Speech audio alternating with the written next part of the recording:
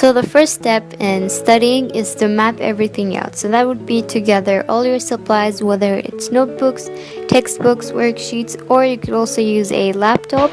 But if you are using one, I would recommend downloading the app Self-Control, and this is totally safe to use and it's free. So what this does is basically it's blocking some specific sites for a period of time so you don't get distracted.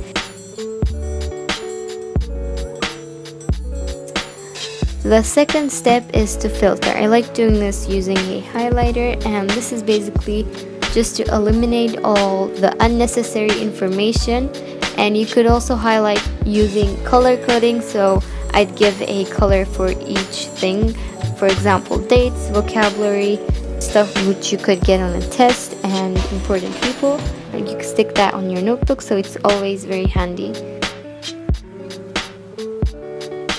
The third step is to summarize. So this is where the part you'll actually learn the most.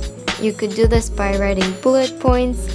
You could draw diagrams if you're more of a visual person, or you could doodle, but just don't get too overwhelmed with it, or else it might distract you and it will not be very helpful at the end.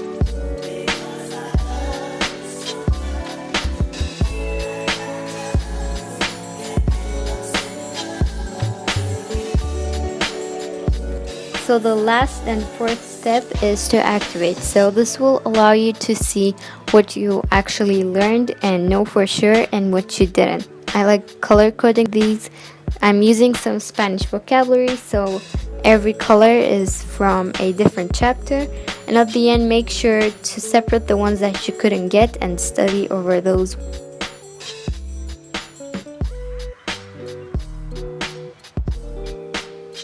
Or if you're too lazy for that stuff, you could use Quizlet. This is another free site, and it allows you again to study on sets, make your own sets, diagrams, or you could just use other people's pre-made ones.